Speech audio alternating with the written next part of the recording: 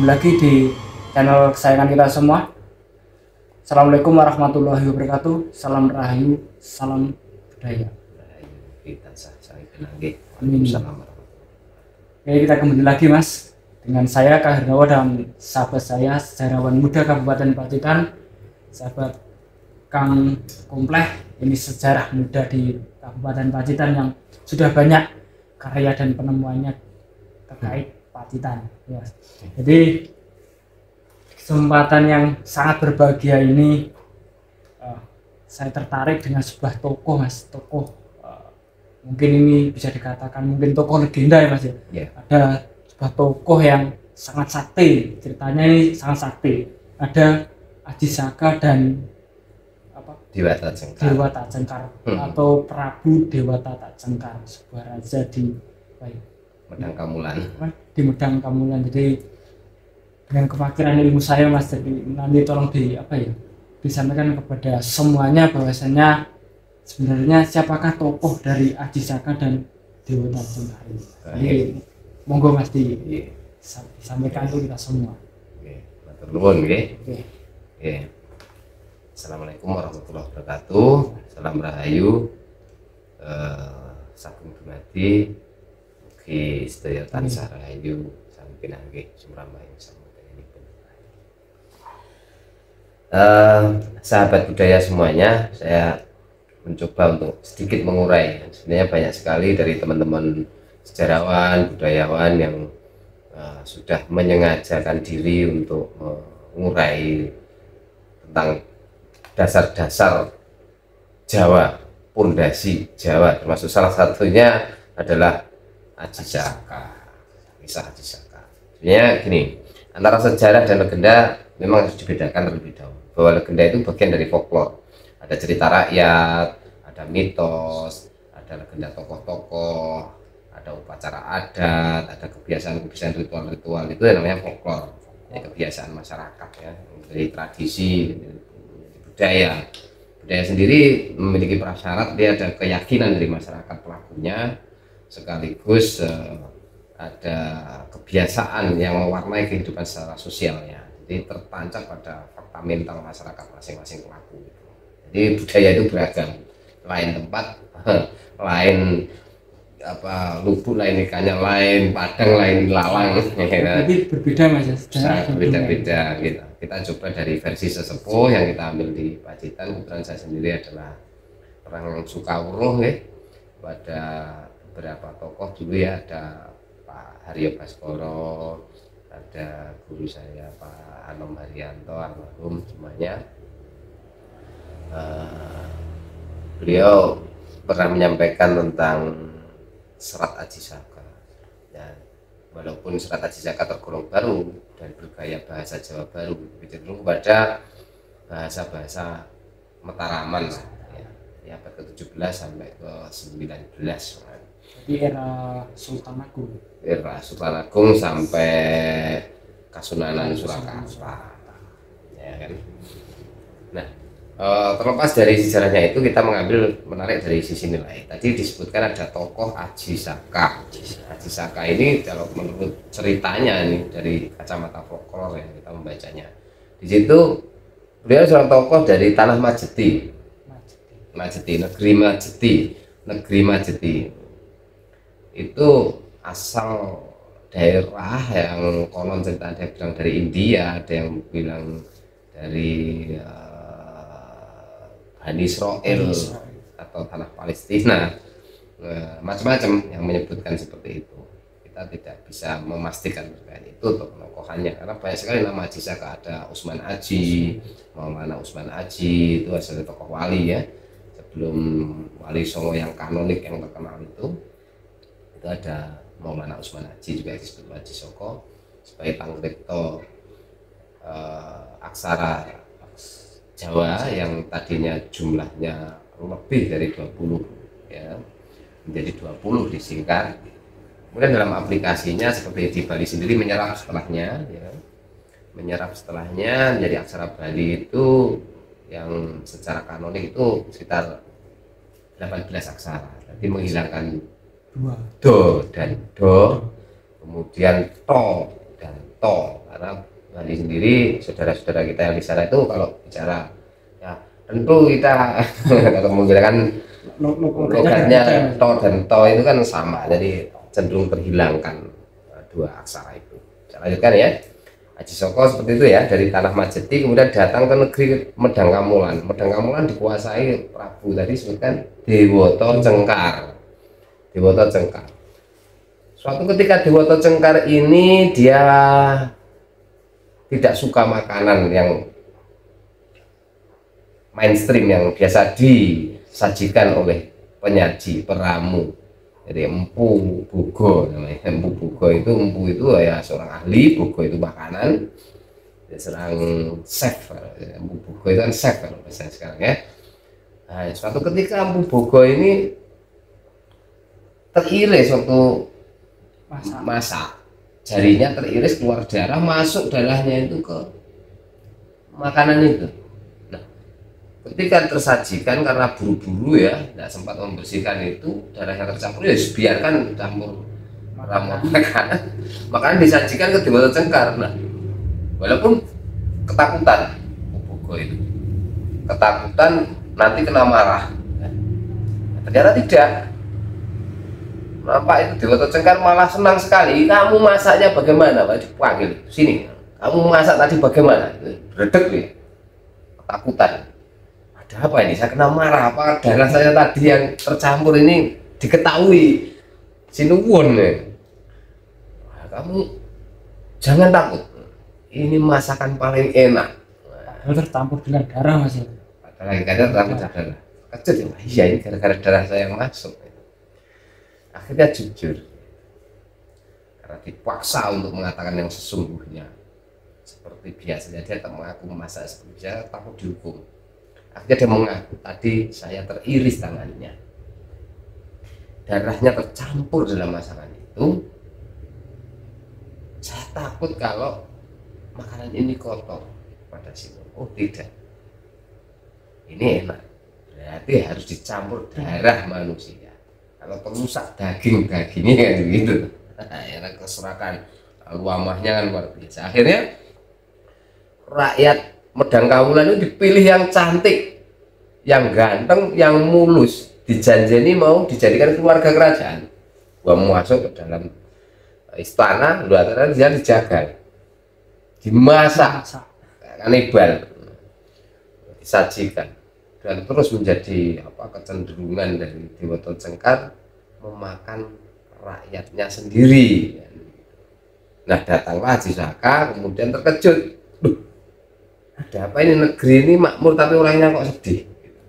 Tanya dengan penduduk sana, iya bagaimana tidak sedih, pemuda-pemuda kami, gadis-gadis kami yang cantik, anak-anak kami, ponaan-ponaan kami, cucu-cucu kami, banyak yang diambil oleh raja. Kami takut, kami sembunyikan yang cantik-cantik supaya tidak dimakan raja gitu. Wah itu, wah ini harus dihentikan, kata Aji Saka. Nanti prajurit atau punggawa kerajaan suruh mendatangi saya siap untuk dimakan. Terkejut, saudara ini orang asing kok mau rela untuk dipersembahkan menjadi makanan Dewoto Cengkar. Tidak apa-apa, nanti saya mengatasi, saya akan mencoba menyelamatkan kalian dengan cara saya. Jadi yang benar. Setelah itu dihadapanlah kepada Dewoto Cengkar. Singkat cerita, si Aji Saka menyampaikan, saya mau dimakan, tapi dengan syarat ya, harus bisa mengartikan sanepan. Sanepan itu apa ya istilahnya? Sanepan itu teka-teki. Sebutkan saja, saya punya punggawang pinter-pinter yang cerdas-cerdas.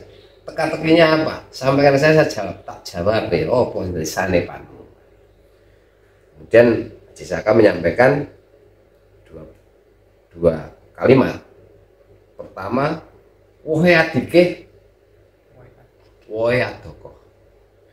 Wohe adoko, wohe adike. Apa kuwi antarane loro? Wah, ini gembok para pujangga. Tidak tahu. Kalau tidak tahu berarti saya tidak jadi dimakan, tapi saya minta tanah sebagai ganti ruginya. Loh, seberapa besar? Seberapa luas? Cuman 1 ikat. Ikatan mas. Udeng kepala itu. Nanti kalau terus saya nanti keuntungannya apa ya? Nanti kalau sudah 1 ikat, nanti saya kasih pertanyaan lagi, bisa menjawab, nanti bisa makan saya selama masih bisa menjawab, kan begitu terus. Harus diulangi lagi gitu loh. Kalau cuma modal 1 ikat aja enggak apa-apa. Kalau sekarang saya tidak bisa jawab, besok saya bisa jawab lagi kan, pertanyaannya lain kan gitu toh. Nah akhirnya benar, Haji Saka kemudian minta upah untuk 1 bidang tanah selebar udengnya tadi, ikat kepalanya. Tapi dengan syarat raja yang memegang ujungnya, sebelah sana saya pegang ujung yang sini. Gitu. Setelah digelar, kok semakin panjang, semakin ngidul sampai ke Laut Kidul. Nah, sampai di tepi pantainya Laut Kidul dikibaskanlah sorban Haji Saka itu jedes di Mata Cengkar, kemudian mencelat, terlempar ke dalam lautan, ke dalam samudra.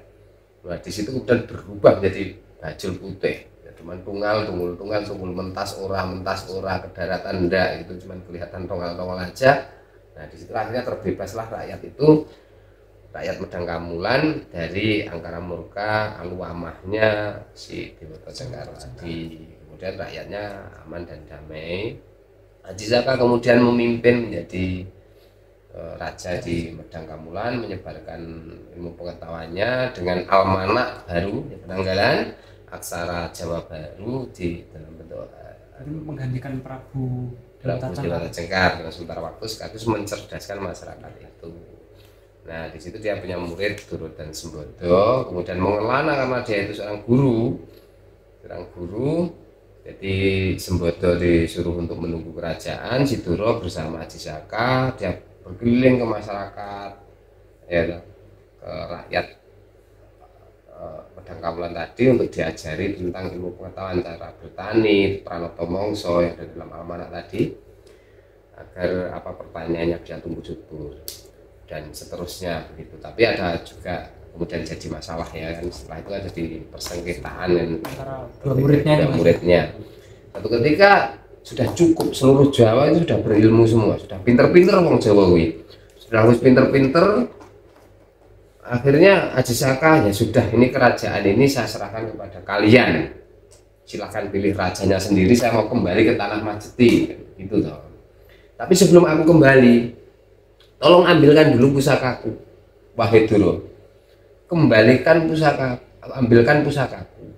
Jadi kerajaan Medang Kamulan yang selama ini dijaga oleh Sembodo, bilang padanya, saya yang menyuruh. Nah, bertemulah Doro kepada Sembodo untuk meminta pusaka sang guru Haji Saka. Baik Sembodo, aku diutus oleh guru kita supaya mengambil pusaka karena guru kita sedang menanti di sana untuk kembali ke negaranya. Kemudian kerajaan diserahkan kepada kita semua untuk menata tata negara menurut adat dan kearifan lokal kita yang di sini kan begitu. Nah, Sembodo tidak mau, menolak ya. Tidak bisa. Dulu saya dikasih pesan, jangan sekali-kali memberikan pusaka ini kalau bukan tanganku sendiri yang mengambil, jangan berikan kepada orang lain. Jadi saya nggak bisa memberikan ke kamu walaupun kamu utusannya sang guru, karena saya dikasih pesan begitu, wasiat sang guru saya harus pertahankan. Saya tidak boleh memberikan pusaka ini kepada orang lain kecuali beliau sendiri. Ya tidak bisa, saya yang menyuruh, yang disuruh guru untuk mengambilkannya. Terjadilah perdebatan dan disitulah akhirnya jadi pertikaian. Setelah pertikaian sakti murid Haji Saka ini, tapi pada akhirnya Sembodo terbunuh, tertusuk keris, ya toh. Nah, ketun kan Doro, waduh, Sembodo kenapa kamu sampai mati seperti ini untuk mempertahankan pendapatmu? Aku berduka, aku salah. Tidak, kita berdua salah. Langsung kerisnya yang mati tuh bisa tusukkan lagi saudaranya, jadi mati sampai saudaranya mati semua. Dan disinilah cikal bakal aksara Jawa. Aji Saka teringat pesannya suatu ketika dalam perenungannya, dalam kontemplasinya, dalam meditasinya, dalam samadhinya. Aji Saka teringat, wah saya salah ini, ada alamat apa ini? Melihat lintang kemukus, ya ada firasat bahwa ada kesalahan terhadap dirinya akan jadi bencana ini. Bencana apa di Medang Kamulan ini? Bukankah saya sudah melakukan dharma saya di sini? Kemudian beliau teringat pada pesannya kepada Sembada, jangan berikan pusaka ini kepada orang lain, sementara saya menyuruh Doro untuk mengambilnya. Nah ini terjadi pertikaian di sana. Terasa kembalilah dia ke kerajaan melihat, udah apa? Aji Saka terkejut melihat kedua muridnya mati, gitu, sudah binasa. Terkejut.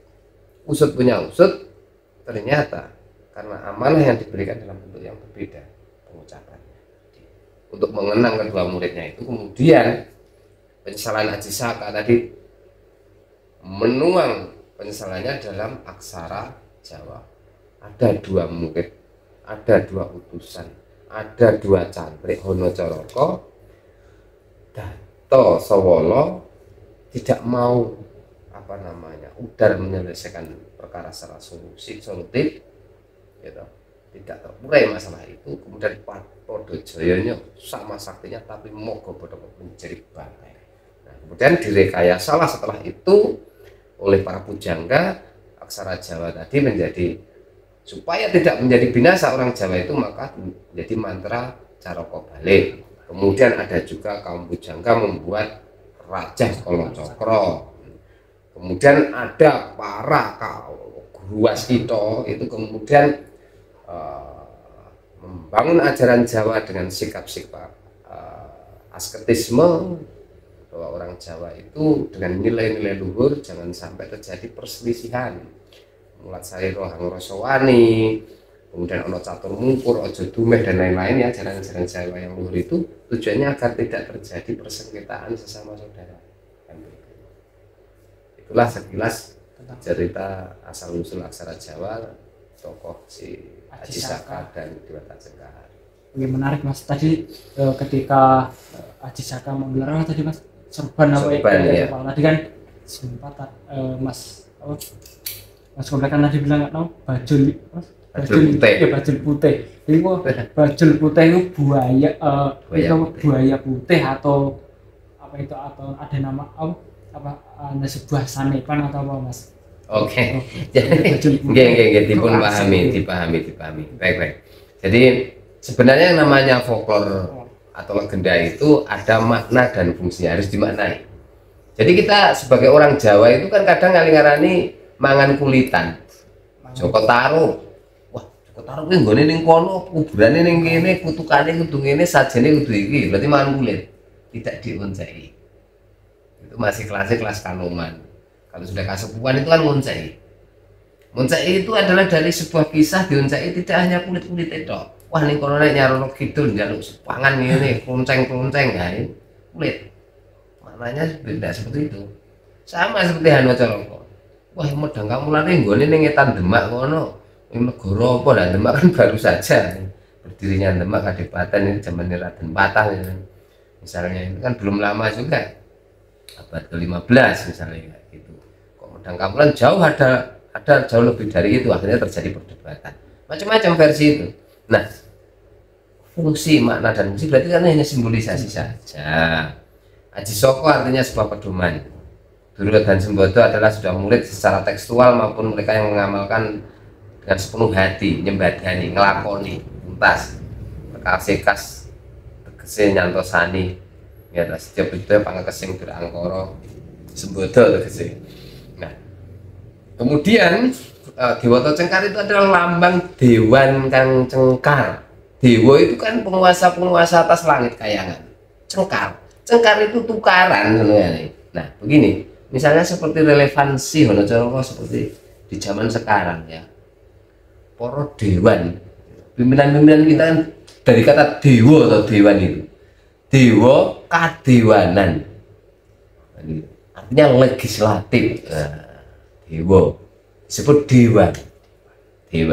ya artinya para dewa. Nek cengkar lah antara satu partai dengan partai yang lain, ya sing sitok koalisi, sing sitok oposisi, kemudian terjadi percecokan, kira-kira yang jadi korban siapa? Rakyatnya. Nah, gitu.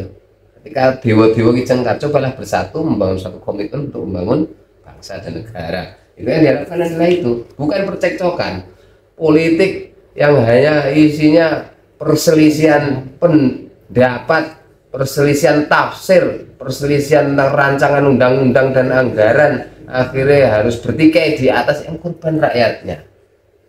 Karena tidak ada rasa persatuan untuk membangun komitmen bersama membangun bangsa tadi.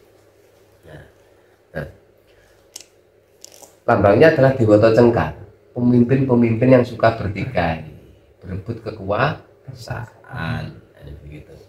Yang jadi korban seperti rakyatnya sendiri, ya, dimakan sama dia, ya syukur tadi panganan nih rakyatmu gitu. Ini yang menguntungkan sini, yang tidak menguntungkan singkirkan, yang itu tidak boleh seperti itu. Kemudian medang kamulan, medang itu sebenarnya ya representatif tanah Jawa. Kamulan itu kan mulo-mulo asal usul atau wiwitan gitu. Jadi asal usul wong Jawa. Jawa itu bukan suku bangsa dalam konteks folklore ini, melainkan Jawa itu adalah pemahaman. Wong orang Jawa itu berarti wong goblok, orang Jawani, orang Jawani, wong ilang Jawani. Jawa itu bukan udeng, bukan lurik, bukan jarik, bukan sing kok romane sanggul, ora kebaya, bukan, itu hanya sandangan kulit. Tapi Jawa itu adanya di sini. Pikir Jawani, ucap Jawani, subosito sing Jawani, perilaku gitu. Solah bawa muno lan muni, ya gitu. Nah, apa? Ora enek ukara sandangan ning ngono iki. Tidak ada kata kowe kudu nganggo blangon, kowe kudu lurik, kowe kudu nganggo beskap, kudu nganggo itu busana. Busana ki berarti sing penting pusaka ki keris. Busana ki warangka piye. Tapi keris tanpa warangka wis curiga iku wis tandane arep perang. Nah, itu untuk mempermanis saja. Ya, jadi kita jangan ngambil pada sisi kulitnya, tapi pada intisarinya, pusakanya di situ. Maksudnya adalah Jawa tadi bukan blangkon. Masa wong irian Jawa, wong Papua, wong kon nganggo blangkon ya lucu. Wong Melayu ya lucu ya kan, punya busana sendiri-sendiri. Tapi pada unsur nilainya yang namanya Jawa tadi bisa diaplikasikan secara universal kepada suku-suku lain. Nilai-nilainya tadi, nilai-nilai pemahaman budi pekerti luhur atau akhlak, ya. Lanjutkan, itu disebut sebagai bumi medang kamulan atau kita semua, ya. Di situ Dewata Cengkar tadi saya sudah sebutkan pimpinan-pimpinan yang memang suka bertikai berbekuasaan, yang menjadi korban adalah rakyatnya tadi.